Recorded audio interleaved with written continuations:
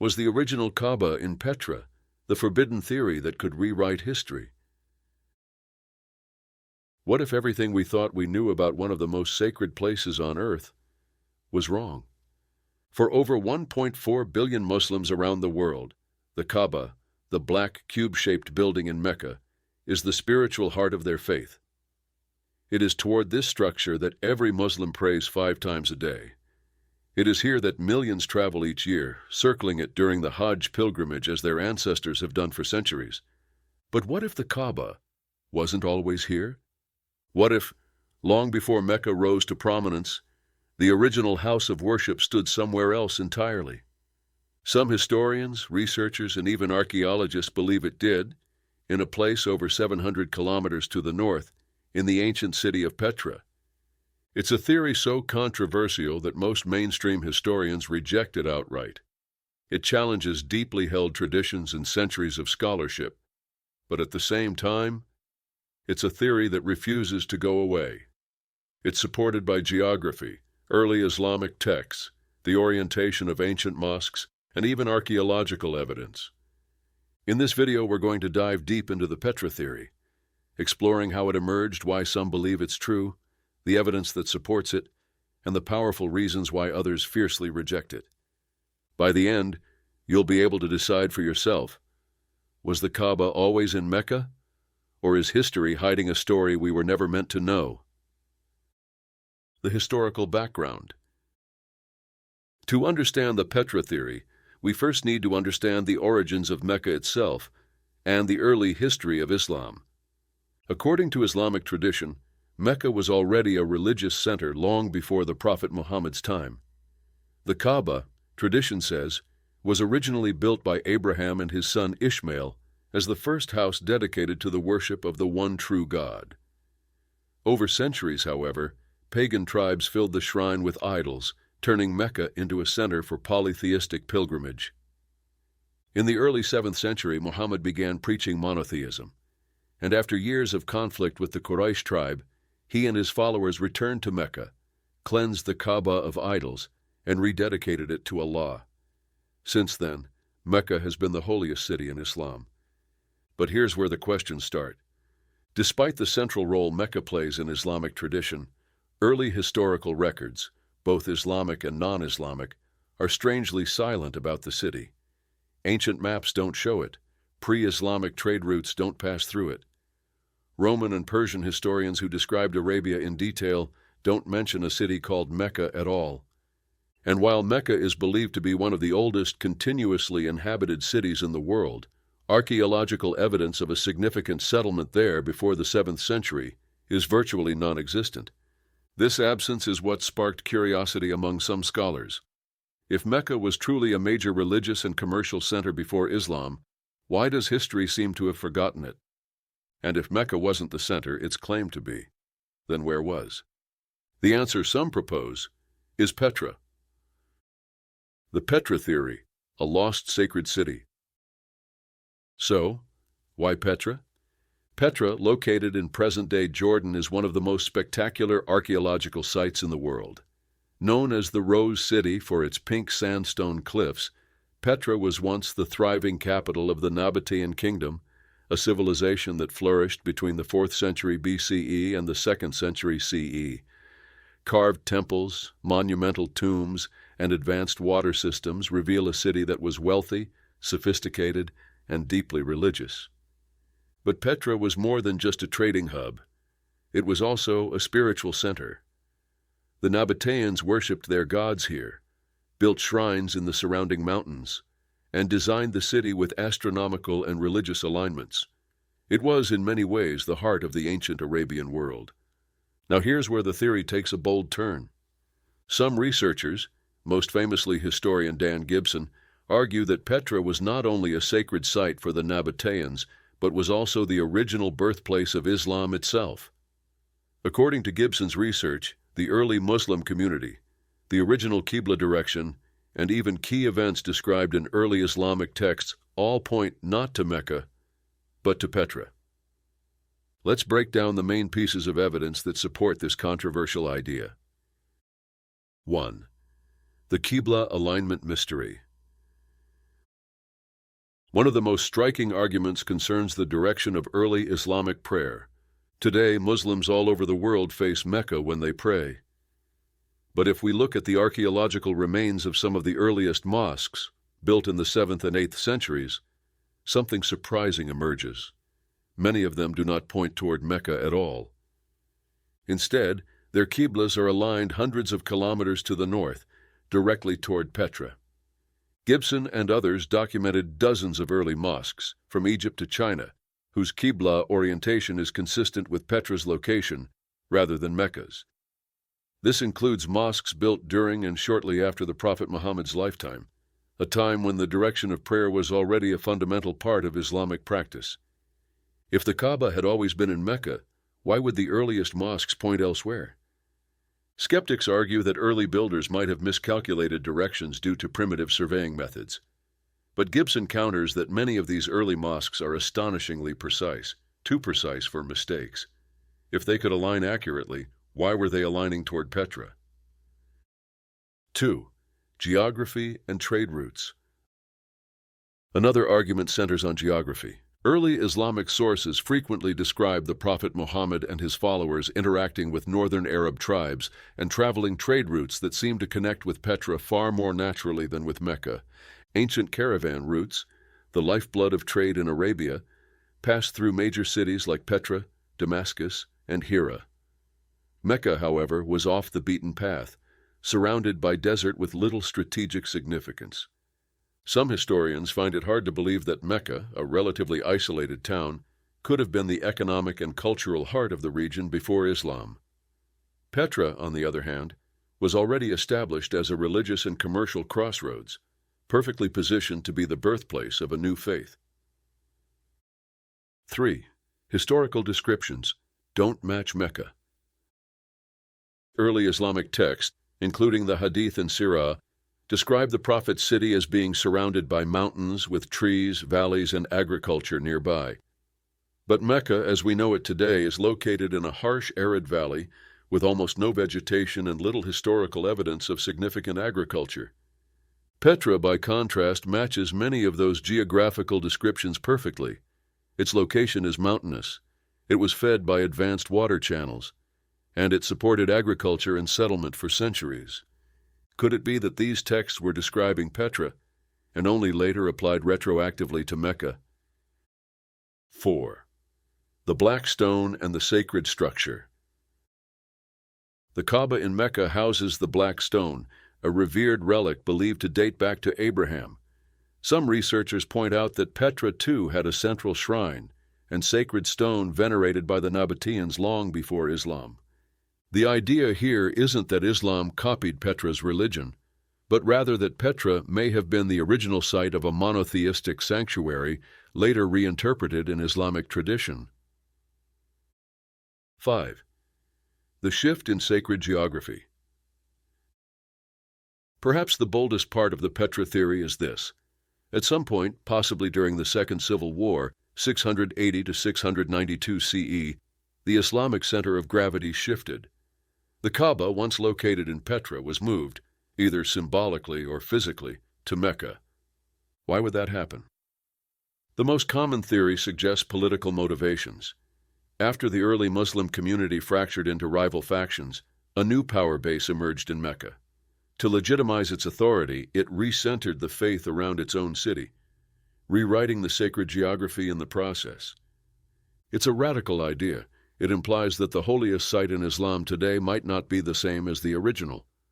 But for proponents of the Petra theory, this geopolitical relocation explains why historical evidence, Qibla directions, and early descriptions don't always align with Mecca. So where does that leave us? The Petra theory isn't without its critics, and many scholars dismiss it outright. But its pieces, the misaligned mosques, the geographic inconsistencies, the historical silence around Mecca, and the evidence of Petra's spiritual significance, make it one of the most provocative historical hypotheses of our time. And if it's even partially true, it could mean that Islam's earliest sacred geography looked very different from what we see today. Scholarly debate. Why many experts disagree. The Petra theory is fascinating, bold, and deeply thought-provoking. But make no mistake, it's also one of the most controversial ideas ever proposed about Islamic history. And for every researcher who sees compelling evidence in its favor, there are dozens of scholars, historians, and archaeologists who firmly reject it. So why do so many experts remain unconvinced? Let's look at the main counterarguments and why this debate is far from settled. 1. Lack of direct evidence.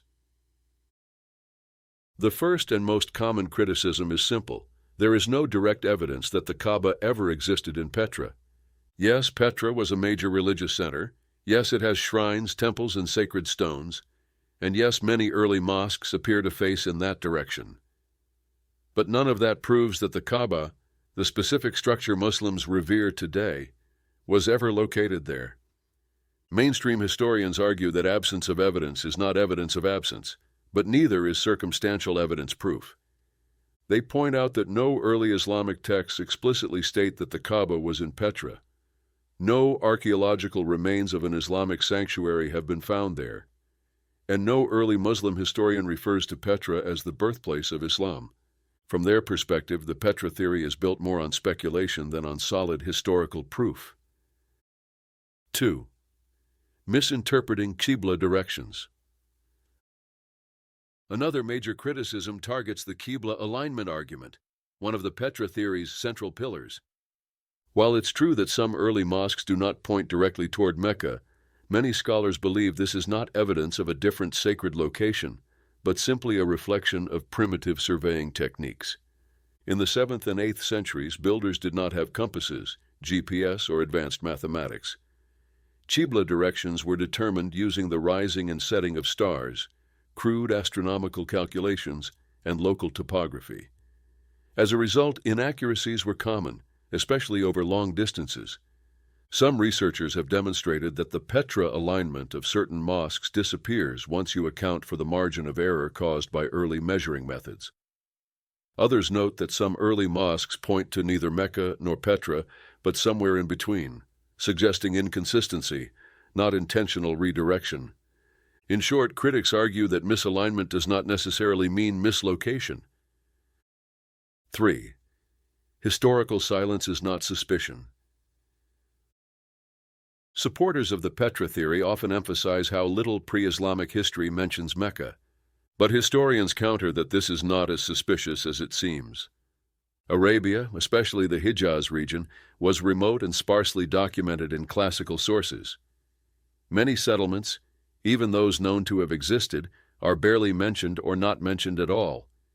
The absence of Mecca in Roman or Persian texts might simply reflect their limited knowledge of the region rather than proof of its insignificance. Moreover, Islamic tradition itself does not claim that Mecca was a huge city before Islam, only that it was a religious center. Its importance grew with the rise of Islam, not necessarily before it. 4. Political relocation theory is speculative. Perhaps the most dramatic element of the Petra theory is the claim that the Kaaba was moved from Petra to Mecca for political reasons. While that's certainly possible in theory, critics argue that there's no historical record, not even a whisper, of such an event taking place. Relocating the holiest site in a rapidly growing religion would have been a monumental act, likely sparking major controversy. Yet, Islamic historical texts from the 7th and 8th centuries, which document even relatively minor disputes, say nothing about such a relocation. Could an event of that magnitude really have happened without leaving any trace in the historical record? 5. Petra's decline predates Islam. Another counterpoint is chronological. By the time Islam emerged in the early 7th century, Petra was no longer a thriving city. The Nabataean kingdom had long been absorbed into the Roman Empire. Earthquakes in the 4th and 6th centuries devastated the city's infrastructure. Its population dwindled, and trade routes shifted elsewhere. Critics argue that it's unlikely that a declining, half-abandoned city would suddenly become the cradle of a new and expanding religion. Mecca, meanwhile, was strategically positioned near tribal trade routes and pilgrimage paths, and crucially, remained inhabited and active. 6. Islamic tradition itself is consistent. Finally, most Islamic historians point to the consistency of Islamic tradition as evidence that the Kaaba has always been in Mecca. For over 1,400 years, every Islamic source, from the Quran and Hadith to historical chronicles and theological commentaries, has identified Mecca as the location of the Kaaba. Pilgrimage rituals, prayer directions, and sacred geography all revolve around it. To accept the Petra theory, they argue, would require dismissing centuries of continuous textual tradition, a step most scholars are unwilling to take without overwhelming evidence. The verdict from academia. So where does the scholarly consensus stand today? The overwhelming majority of historians and archaeologists reject the Petra theory as unproven. They acknowledge that some questions about early Islamic geography remain unanswered, and that Mecca's pre-Islamic past is not fully understood. But they view the theory as speculative, circumstantial, and lacking definitive proof. And yet, even many of those critics admit that Gibson and others have raised important questions that highlight gaps in our historical understanding and invite deeper investigation. After all, history is rarely written in black and white, and even widely accepted narratives sometimes turn out to be incomplete or even wrong. Why the Petra theory persists. Despite fierce criticism and scholarly rejection, the Petra theory refuses to die. In fact, if anything, it seems to be gaining more attention as time goes on. But why? Why does this idea, dismissed by most historians, continue to resonate with researchers, content creators, and millions of curious viewers around the world? The answer lies in something deeper than archaeology or theology. It's about our relationship with history itself. 1. History is always evolving. One reason the Petra theory endures is that history, even sacred history, is never truly settled. New discoveries, new interpretations, and new evidence often challenge what we once believed was certain. Think about how our understanding of ancient Egypt, the origins of humanity, or even the age of the universe has changed over the centuries. Ideas once considered fringe or impossible sometimes turn out to be at least partially true. The Petra theory taps into that same sense of intellectual curiosity, the idea that maybe there's more to the story of early Islam than we've been told. 2. The human fascination with forbidden knowledge. There's another reason, too, one that has less to do with evidence and more to do with psychology. Humans are naturally drawn to stories that feel forbidden, hidden, or suppressed. The phrase, "what they don't want you to know," has a magnetic pull. And the Petra theory, by its very nature, challenges the foundations of one of the world's largest religions. That alone makes it irresistible to many. Even people who don't believe the theory often watch, read, or discuss it simply because it's controversial. And controversy, especially on platforms like YouTube, is rocket fuel for curiosity. 3. Gaps in the historical record. The truth is, there are unanswered questions about the earliest days of Islam. We still lack clear archaeological evidence for Mecca's pre-Islamic prominence. We still debate the exact location of certain events described in early Islamic texts. And the Qibla orientation puzzle remains unresolved in some cases. Those gaps create a space where alternative theories, however speculative, can grow. As long as there are unanswered questions, the Petra hypothesis will continue to attract attention. 4. A mirror for modern debates. Finally, the Petra theory persists because it reflects broader conversations happening today about religion, tradition, truth, and historical memory. For some, it's not really about whether the Kaaba was ever in Petra. It's about questioning authority. It's about asking whether sacred narratives are beyond investigation, or whether they should be examined with the same critical eye we apply to every other part of history. For others, the theory is simply a fascinating historical puzzle, one that forces us to think more deeply about how religions evolve, how traditions are shaped, and how power and politics can influence even the most sacred stories. Conclusion: myth, memory, and meaning. So, was the original Kaaba in Petra? We may never know for sure. The evidence as it stands today is suggestive but not conclusive. The theory raises important questions, but it also leaves many unanswered. It challenges established narratives, but it hasn't yet rewritten them.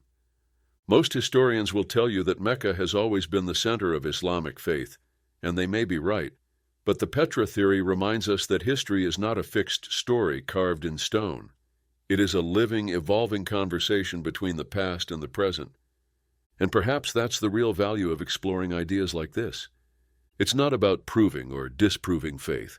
It's not about undermining belief or rewriting sacred history. It's about curiosity. It's about the human need to understand where we come from and how the stories that shape us were formed. Whether Petra was ever home to the Kaaba or not, one thing is certain. The early centuries of Islam, like all ancient histories, still hold secrets waiting to be uncovered. And by asking bold questions, we move one step closer to uncovering them. So the next time you look toward Mecca or see images of Petra's rose-red stones, remember, the truth about our past is often far more complex and far more fascinating than we imagine.